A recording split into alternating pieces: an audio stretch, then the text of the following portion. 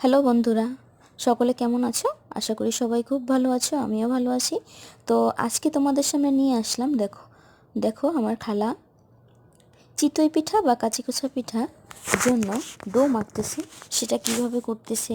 আজকালকার অনেক মানুষেরই চিতই পিঠা দেখা যাচ্ছে আগের মতো হয় না, ফুলে ওঠে না, বা বিভিন্ন ফোড় ওঠে না ঠিকভাবে, ভিজালে ভিজে না, শক্ত থাকে। তো আজকে সেই সব কিছু নিয়েই এই ভিডিওটা। তো প্রথমে একটা প্যানে বা একটা কড়াইয়ে তোমরা ফুটন্ত গরম পানি নেবে, একদম ফুটন্ত গরম পানি। সেই গরম পানি ফুটিয়ে সেটাকে কিছু সময়ের জন্য ঠান্ডা করে তারপরে যখন দেখবে সেই পানিটা তুমি হাত দিয়ে ধরতে পারতেছো, সেই পানিটা অল্প অল্প বা একটু একটু পরিমাণে করে দিয়ে এভাবে করে তোমরা চালের গুঁড়োটা মেখে নেবে। তোমরা সেটা যে কোনো চালের গুঁড়োই পারবে।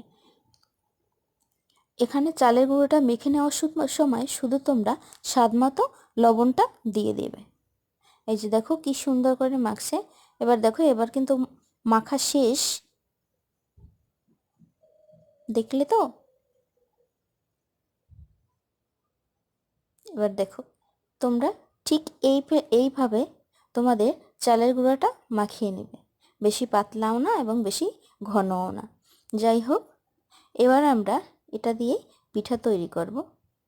দেখো পিঠাগুলো কত সুন্দর হয়।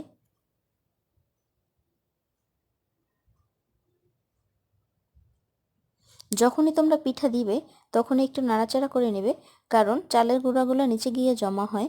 যদি তুমি ওলট পালট করে নাও তাহলে সব জায়গায় সমান পরিমাণে থাকে।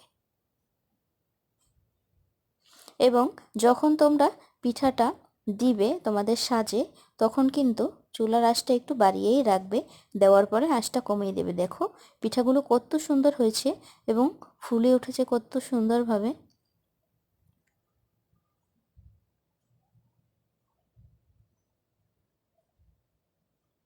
আজকে এই পর্যন্তই। Tata, bye bye. সবাই অনেক অনেক ভালো থাকো এবং ভিডিওটা ভালো লাগলে লাইক, কমেন্ট এবং সাবস্ক্রাইব করতে ভুলো না।